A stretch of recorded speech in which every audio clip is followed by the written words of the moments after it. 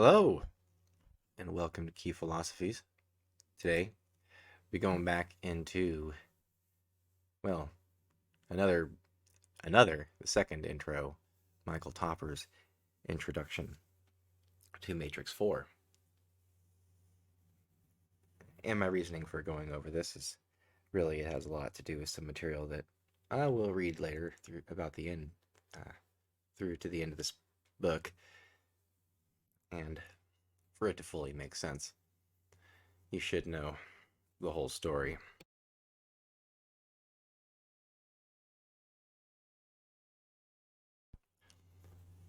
And it relates to all the philosophies we're going through. Aeonic transitions into the age of Aquarius and so forth. Aleister Crowley, reflections and uh, like Kabbalic reviews of various movies like Star Wars and Indiana Jones, which I thought were pretty cool. But to begin, Introduction to Matrix 4 by Michael Topper. August 1983. Arrived in Los Angeles today from Oregon. Afternoon traveling down Figueroa Boulevard. Jay is driving, AAA in the front seat, Michael Topper in the back seat. Approximately 2:43 p.m.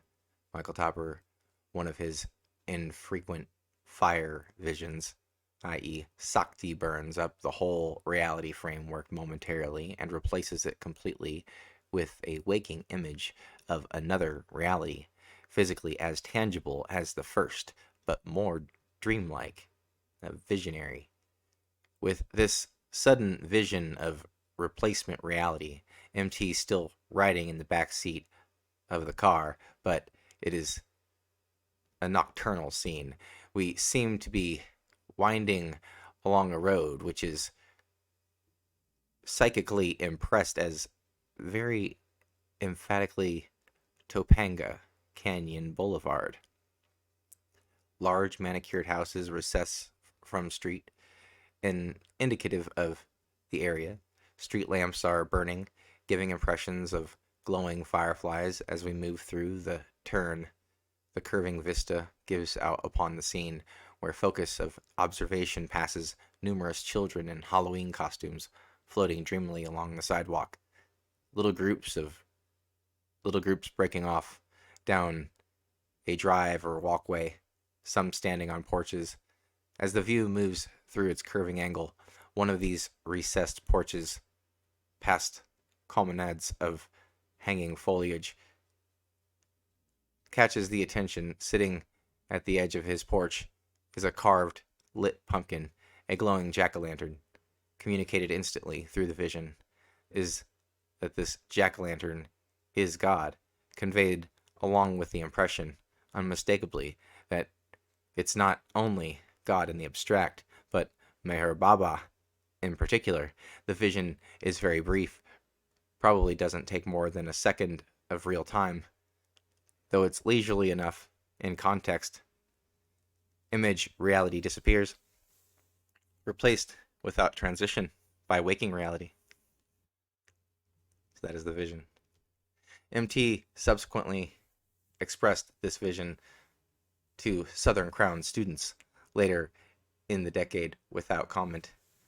The meaning of the above vision in 83 is now made clear to one and all. This introduction to Matrix 4 is being penned only a few days after the Great California Fire of 93, which was started by an arsonist in Calabasas and ended half a mile from the doorstep of AAA and MT, the decisive break boundary of the fire, where the firefighters make their dramatic last stand before the blaze leaped into the Pacific Palisades and threatened the whole Santa Monica area.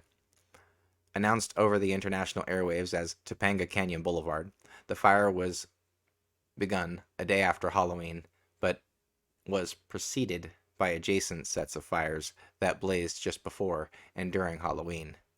The massive and greater fire considered here was lit in Calabasas. Calabasas is Spanish for pumpkin, thus the vision of a jack-o'-lantern, or a pumpkin with a flame in it. In the vision, that pumpkin was intuitively recognized as God, and not just God in the abstract, but Mayor Baba. For those who may not know, Mayor Baba is the Iranian-born spiritual master proclaimed Avatar of the Ages, who died in 1969, lived in India in a place called the Pumpkin. Mayor Baba is renowned for having gone into permanent silence early in his teaching work, communicating only through letter thereafter. He announced he would break his silence only when the world reached its ultimate 11th hour crisis, at which time he would promise to speak the word that would redeem the world. It is assumed by the dubious that he failed to break his silence and speak that word, owing to his physical death in 69, which, according to observers, was accompanied by speech. Instead, he wrote the number 31 on his board. It's presumed, even by his loyal followers, that this written number was a predictive referral to his date of death. Yet, as we observed in the MT piece Motto in the Lotto, if this were all 31 signified, the Avatar of the Ages would have departed with a gesture placing him approximately on a par with the amazing Kreskin. We suggest in the above article that 31 is indeed a word in the sense that number signifies vibration, and 31 is a particularly powerful vibration. Therefore, at the very least, it's a key and indicates the initiation of a process which, while not so obvious and literal as an over-enunciation on the lips of a particular person, may nonetheless be interpreted as a true fulfillment of the promise in a larger, more subtle sense. Thus, a reassessment of what it means for the Avatar of the Age to break silence or speak a word seems very much in order. At this late juncture in the historical climax of the whole Earth sphere, it seems imperative to abandon childish understandings in favor of a real sophistication, especially towards appreciating what an avatar presence really is and means, how it should be properly identified and received, and why its function is of the greatest significance to the planet as a whole, and each person in particular.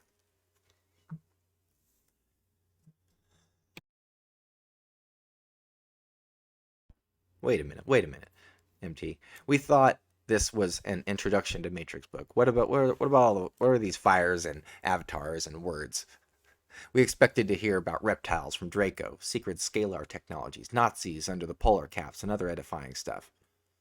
Isn't this another book about by the wonderful Val Valerian, who has tirelessly alerted us over the years in his periodical Leading Edge and those unprecedented Matrix volumes to a whole alternative universe of hidden knowledge and activity exploited by the international power elite at the expense of the world populace? Isn't this another book by that same VV who has blown the whistle on the most outrageous secret stuff about the hidden government, covert space alien pacts, Illuminati conspiracies, germ warfare programs conducted by the citizenry, and brainwave manipulation through FCC airspace? If we granted guru stuff, we'd go to Ram. If we wanted guru stuff, we'd go to Ram Dass. So bring on the bioscience, regale us with Clinton clones, and tell us about the gray abductions and Twilight and the implant in Uncle Albert's sinus. With this book but it isn't another Matrix book. After all, what would you want with just another Matrix book? Weren't the last three about 1,000 pages apiece, packing enough information on the secret sciences, alternative technologies, alien civilization, and shadow government to keep you busy in that zone for a while? Don't tell MT you've read it all, understood the whole thing perfectly, well, and expect to pass on to a more of the same. Should the reader have approached this volume in glowing anticipation of the same fare as has formerly been dished in matrixal abundance through the previous three, one would begin to suspect literally bulimia. Only a binge and purge cycle could account for such further craving after a repast already served in such colossal proportion as to keep a speed reading Farouk fed for a millennium. Instead, the astute reader should be making best use of the earlier volumes through frequent recourse and continuous study, especially since the format of each largely takes the tone of presentation rather than interpretive conclusion. Those volumes, volcanically overboiling with an aggregated mass of rare and non-ordinary materials, were not given as, nor were they conceived in the spirit of a definitive viewpoint. As the MT introduction in Volume 3 proposed, they constitute the generation of an adequate paradigm. They suggest the sufficient outline of a pattern capable of accommodating the kinds of reality yielding progressively unignorable evidence to contemporary sensibility, yet commonly screened from acceptance, concession, or acknowledgement according to profile of the receding paradigm. Indeed, in the previous introduction, it was suggested only with leading-edge Matrix and Southern Crown Thunderbird materials had a paradigm been adequately prepared proportional to true cosmic scale of everyone's oncoming reality, so that only there in those sources would really be found a sufficient pattern able to account for the anomaly of every negative and positive thing, pelting, or soon to pelt, the exposed epidermis of everyone with unfamiliar hailing frequencies. The real question wasn't then Quo Vadis paradigm, since such had already been accomplished, but rather what to make of the seemingly monstrous pattern emerging, like Godzilla from Tokyo Bay, out of the contemporary Matrix. Thus, this present Matrix volume really serves the function conducted by the previous three, but the function is largely an educative function, a means of suggestion and guidance through the lighting of dark passages and the opening of sealed doorways otherwise largely unknown to the general public. Let others then continue to feign commanding their X-files from backlogs of old Vince and Gaddis material. Let others continue down the initial Matrix lead, already chiseled along the mine shaft and posted with flambeau. For that's the only way they may proceed, along paths already well marked out by real pioneers. 1,000 riders will now tread level plateau carved by incisive machete slashes of the leading edge and overflown by the colossal Thunderbird, for that's the only trajectory they're capable of negotiating. The one already blazed and satisfactorily planned to a safer horizontality where the far less bold and agile may find, nonetheless, the foothold of a profitable niche.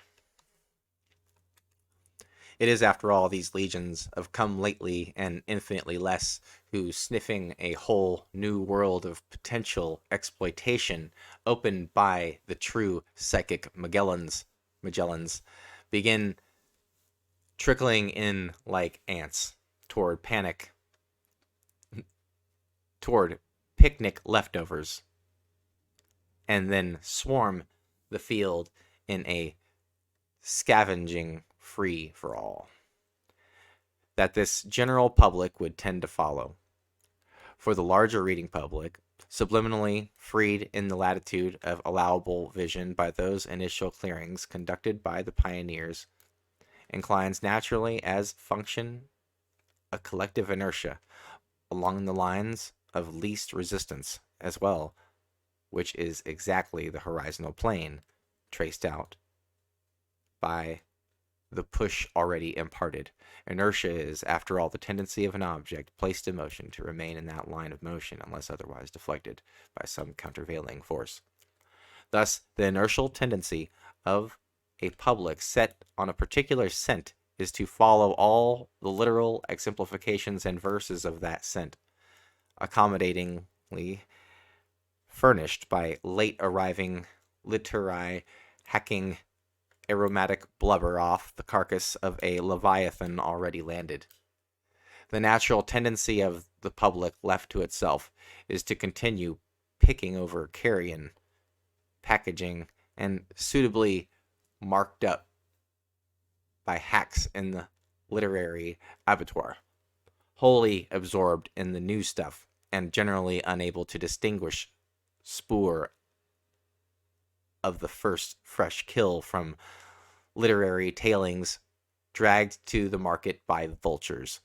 The perennial public tendency is to nosh happily at the new lunch wagon, linger forever in the next watering hole, getting minutely and greedily into it, inspecting and appraising the fascinating stuff as with a jeweler's eyepiece, conversing and discussing and debating endlessly over progressively more lifeless minutiae. It's easiest, of course, to perceive the presence of the folk folly in others, so the alternative energies maven will express exasperation at the chronic question mark of the UFO buff, endlessly iterated in punctuation of every fuzzy 8mm strip or wobbly out of focus video within his characteristic ring pass not as could be there, or there could there be, and if so, how? While the abductee group remains nonplussed at the cold distancing evinced at the limit of participation by the average alternative energies advocate, and each within the comfort of his own enclosure willing to amass the retrospective types of evidence and anecdotes forever. Yet it's obvious by sheer enormity of the zone out of which these identity specialties tend to proliferate on the horizontal plane that the view as a whole opens on an emergent, non-ordinary reality, progressively unimpeachable, precisely in proportion as the psychic emerges or emigres settle their niches in the new territory. So like immigrants, emerges settle their niches in the new territory, as opposed to the general inert absorption in incidental minutia of the landscape. The actual presence of that emergent reality begs for a means of mapping it. Once opened, a new territory must be charted. Therefore, while the folks on the dock necessarily chatter about the existence of that new land and speculate extravagantly as to its nature, all the more sharing ignorance allows unfettered flight. The original voyagers who first raised the cry remained mindful of its immediate demand.